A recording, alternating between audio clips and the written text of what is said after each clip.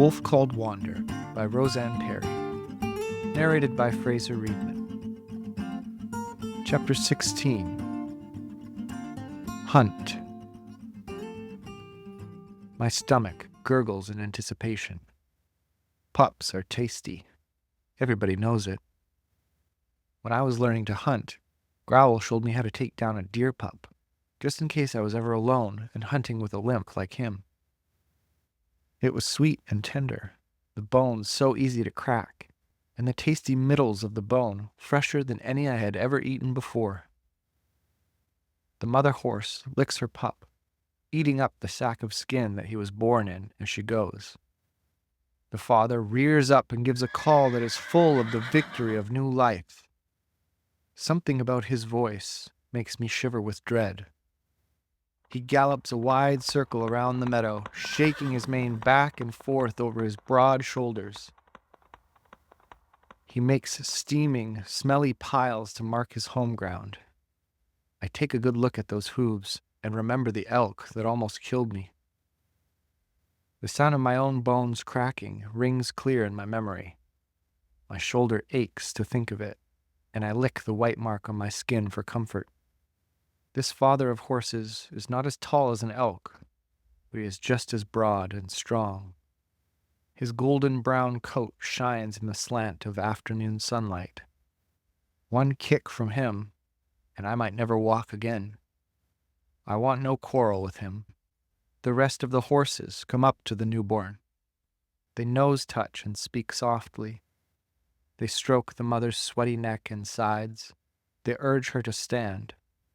They walk around and around her, never stepping on the little one as it lies drying on the ground. They are careful and kind. A pack, just like mine. The father looks at his family and snorts with pride. I want this. Not just any pack that will take me in. I want to lead a pack.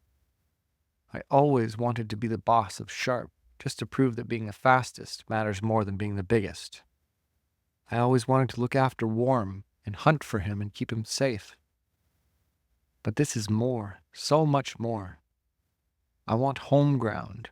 I want to wet mark a place of my own, a good place, full of trees and elk. I want snow and rain and room to run. I will never stop looking.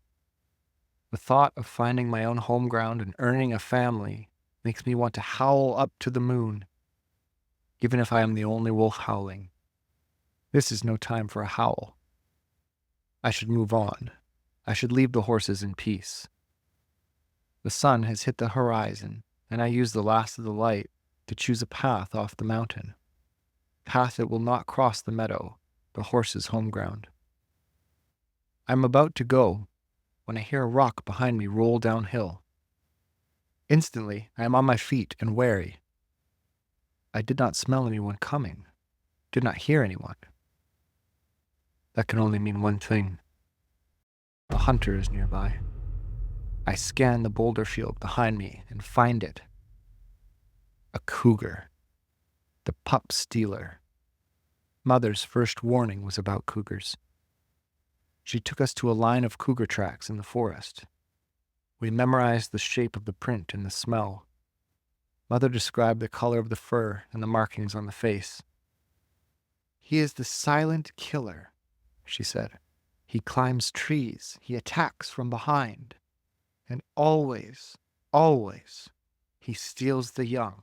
Beware. I look over my shoulder at the horses in the meadow. They are settling in for the night, wrapped in the warmth of the new pup and each other. Even the father is weary and puts his head down to rest. They have no ravens to send up the alarm. I check my escape route. I am no little pup to be stolen in the night. The new horse is what a cougar would want. I should walk away. But the horses are not sneaking, solitary creatures. They are not mindless grass eaters like sheep. They are a pack. I could warn them. I should. A cougar is bigger than me. He can jump rivers I have to swim and leap into trees like a bird. With a pack at my side, I would not fear him for a moment. but I am on my own, and cougars are treacherous.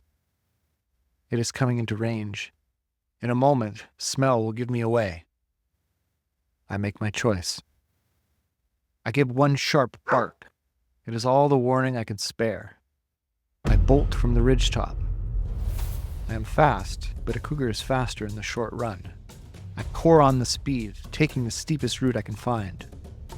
The father is up in an instant. He gives an answering cry. He drums the ground with his hooves. The whole pack responds.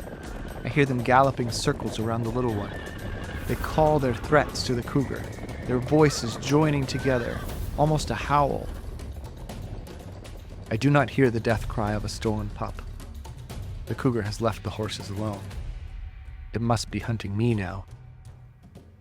I zig and zag, looking over my shoulder. A cougar can run as silent as a shadow. I will never hear it coming. I am ready to fight if it comes to teeth and claws.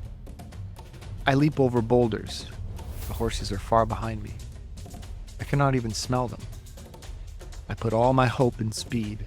My paws pound down the mountain, straight down. I keep to open ground where I will not be taken by a leap from an overhanging ledge. I do not smell the cougar following me, but I will not slacken my pace. I run full out, past the tree line, through the clumps of junipers and the sagebrush. Back on the flat ground, I keep running.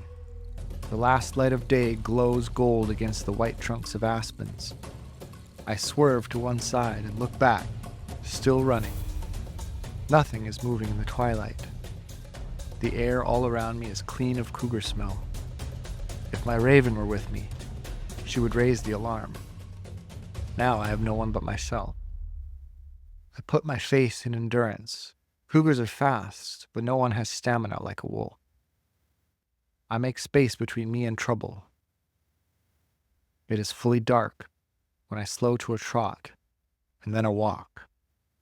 Luck was with me this time, but I will not try that trick again. Not for a pack that is not my own. I keep walking through the night, alone again, but grateful to be alive.